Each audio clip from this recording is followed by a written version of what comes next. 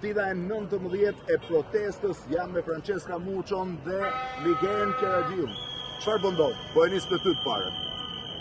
Ajo që për 19 ditë ka ndodhur resht dhe qytetarët duket jenë të vendosur edhe të qëndrueshëm në kërkesat e tyre për një Shqipëri të re, për një dorëheqje dhe për një pastrim të establishmentit politik, në thelb demokratizimin e vendit. Absolutisht një lloj, po themi, ndryshimit të elitave ose përtëritje të elitave, dorëheqje, po ndërkohë nuk ka asnjë mekanizëm me përjashtim të qëndrimit shesh, i cili edhe sikur të jenë shumë vendosur qytetarët do vi duke ushuar. O do ketë aksion, pra o do përshkallëzohet protesta përmes bllokimeve, formave të tjera, siç ka ndodhur, ose do ketë një formëzim politik që do të çojë brenda sistemit në zgjedhje për të kanalizuar këtë pakënaqësi në votë. Zgjidhje tjetër nuk ka.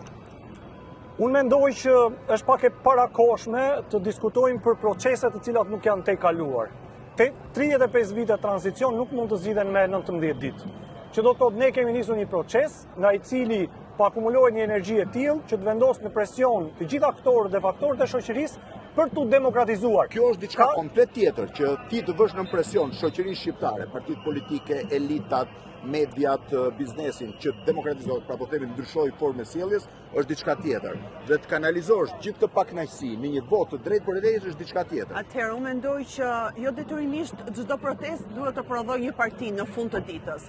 Dhe kjo protestë po tregon që ose po jep më saktë sinjale që edhe partitë politike në vend duhet të reflektojnë për veprimtarinë e tyre deri më tani, për modelet, për vlerat që kanë sjellur.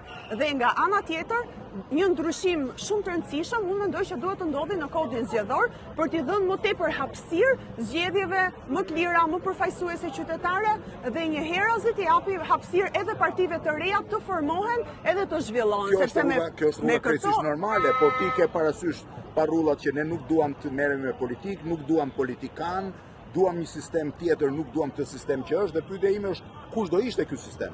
Se dy sisteme njihen botë. O ekonomia e tregut, o ekonomia e centralizuar. Ose një sistem hibrid midis diktaturës dhe demokracisë. Do ishte sistemi mbi të cilën institucioni qytetarit kryen presionin e tij të munguar në 30 protesta apo në formë tjetër. Tani ne duhet të jemi racional në atë që kërkojmë. Ne nuk mund t'i kërkojmë protestës të protestojë, të heq Ramën, të heq Berishën, të bëjë një sistem të ri, të bëjë një parti, të bëjë një qeveri. Apo të bëhet të dhunshme, akoma më keq se çfarë. Jo, nuk flasim më dhunshme, flasim për bllokim të jetës normale të qytetit, nuk e dhunshme kur ti ndezës. Po jeta normale e qytetit është tashmë bllokuar dhe për këtë arsye, jeta normale e qytetit bllokohet kur qytetarët mbyllin dyqanet, mbyllin kafenet, mbyllin çdo gjë, dhe kjo është forma paktin që ndodhi në Nepal. Mirë, kjo është një moment ndoshta shumë i mirë. 75% e Katmandus u solidarizua duke bllokuar jetën. Ndoshta ky është një moment shumë i mirë pikërisht për ta arritur këtë gjë. Që qytetarët çdo ditë në orën 7 përgjigje nga qytetarët për këtë gjë. Qytetarët, po të shikosh numrat që janë në shesh, qytetarët e kanë dhënë përgjigjen e vet.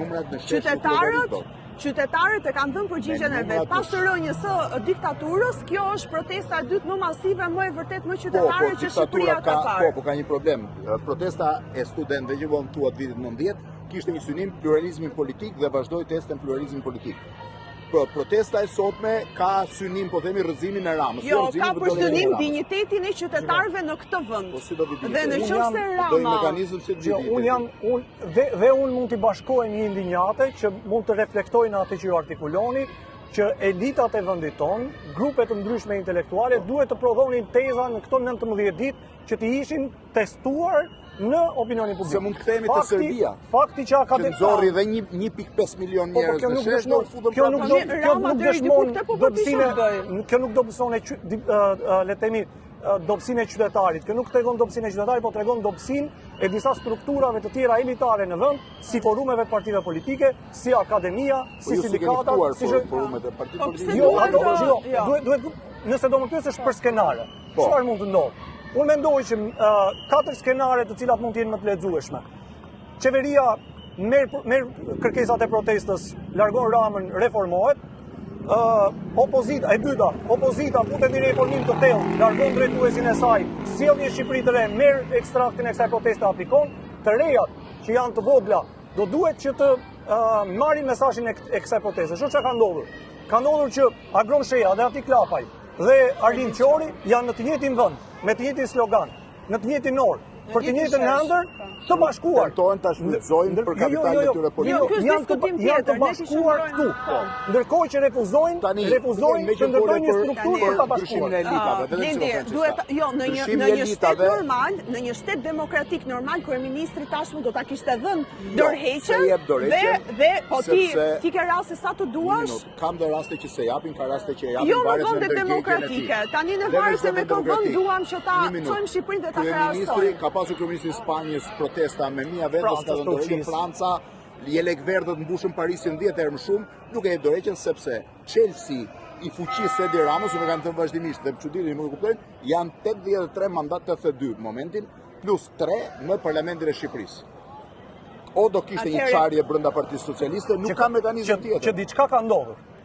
Kryeministri ka zbrit nga Olimpi dhe po shëtit me Flamingo në Shqipëri. Nga ana tjetër ka një mandat më pak sot.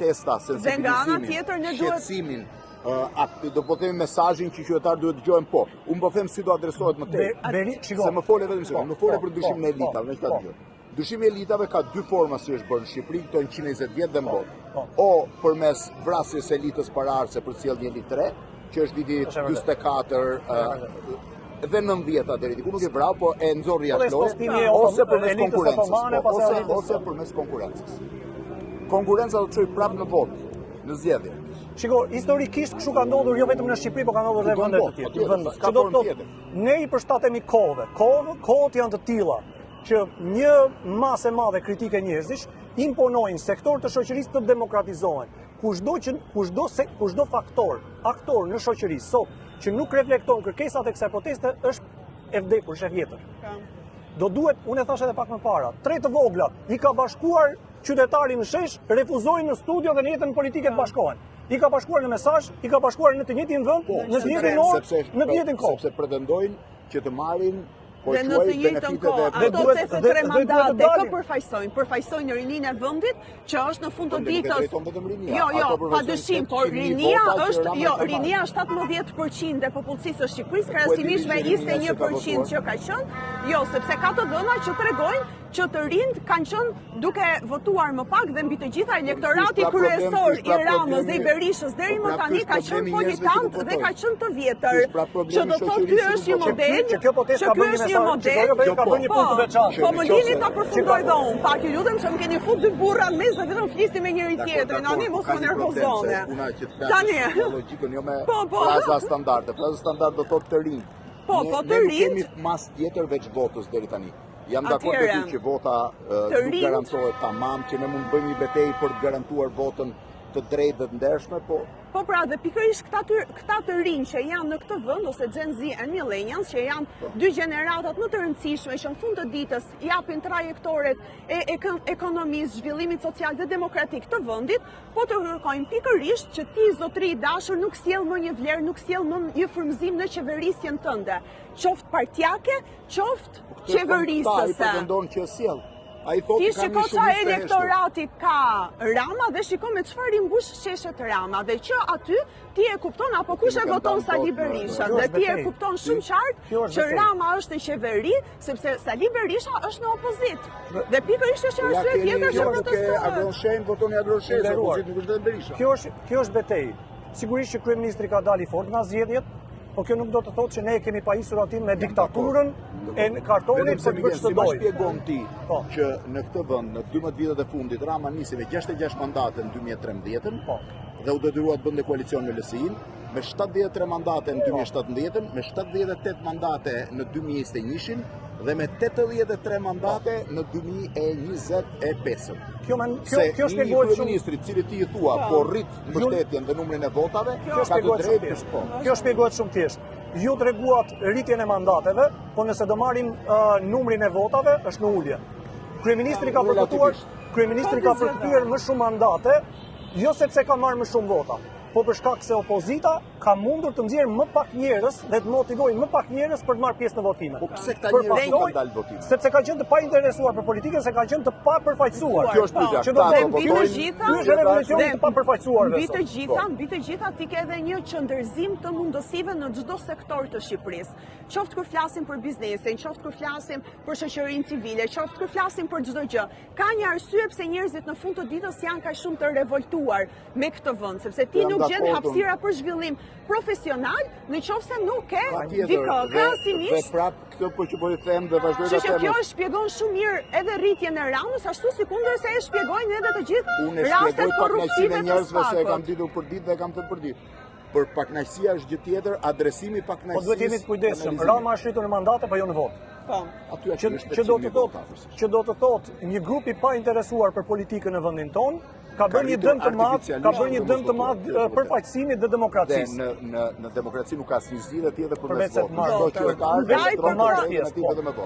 Dhe kjo këtu ka bërë një mrekulli të jashtëzakonshme që ka bërë të interesuar një target group dhe një komunitet të pa interesuar për politikën.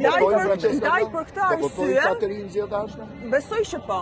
Ndaj këtë e din ata. Ndaj unë besoj që do ketë mjaftueshëm integritet dhe do sjellë një vizion të ri për vendin. Ndaj unë besoj që kjo protest është një pikë kthese në atë tranzicionin e famshëm të Shqipërisë dhe mbi të gjitha në zgjimin e ndërgjegjes qytetare kolektive. Që neve deri më tani na ka munguar që nga fakti se si trajtojmë plerën në rrugë dhe këta të rinj kur mbaron protesta mbledhin plerat e vet deri te gjëra më të mëdha. Se kështu fillon. Patjetër, po problemi është tash edhe një herë, adresimi është, pyetja është, do shpërndahen nëpër strukturat aktuale apo do krijohen strukturë të reja? Gjithçka mund të ndodhë. Janë të dy opsionet këta. Gjithçka mund të ndodhë, ne duhet ta kuptojmë që ky është proces. Nuk shërohen në 18 ditë, 19 ditë plagët e 30 viteve. Është një proces i jashtëzakonshëm. Kush do përshtatet me kërkesat e kësaj proteste do i takojë. Sa mendoni që do zgjas protesta? Unë mendoja që do zgjaste 5 ditë, pastaj mendova që do zgjaste 10 ditë, pastaj mendova që do zgjaste 13 ditë, tani nuk kam më bazë. Qytetarët e dinë se sa do zgjas kjo. Ti sa mendon Francesca? Gjithashtu dhe unë. Pra, unë e shikoj që nervi dhe dëshira këtu për të sjellë ndryshime dhe për të pas një Shqipëri të denjë, një Shqipëri të re, këtu është. Dhe për aq kohë sa unë shikoj këtë puls që shikoj çdo ditë në protest, besoj që do zgjasje. Aman është edhe detyrë të paktën kjo elita e vjetër politike t'i bëj një nder, t'i bëj një të mirë këtij vendi dhe të reflektoj dhe të bëj 3 hapa pas. Qoftë Sali Berisha në kryesinë e Partisë Demokratike, qoftë Edi Rama në qeverinë ku është. Elita nuk reflekton, elita mundet me garë. Në gjithë botën çu ndodh. Jo, nëse ti e ke kapur, nëse ti e ke kapur vendin tonë, kudo që je. Po s'mban atë vetë ti krijon një gjë paralel me të. Shiko, unë mendoj që e ka pajisur me një ëndër. Ky shesh e ka pajisur me një ëndër qytetarin shqiptar. Kush nga forcat politike të reja ose do krijohet nga këtu, do duhet të reflektoj kërkesat e reja të një shoqërie që po pulson disa që do të një sistemi dhe ka zhvendosur. Unë mendoj që ka zhvendosur dhe politikën e mazhorancës, dhe politikën e opozitës, dhe politikën e që janë apatike të zbatojnë ato çka qytetarët përgjithsisht i kanë sugjeruar, por që me forcë besoj që po. Francesca, faleminderit. Kënaqësi. Opozita është për qarë dhe nuk u humbet, është që na të u heqim meritat. Mirë zonjë. Realitet.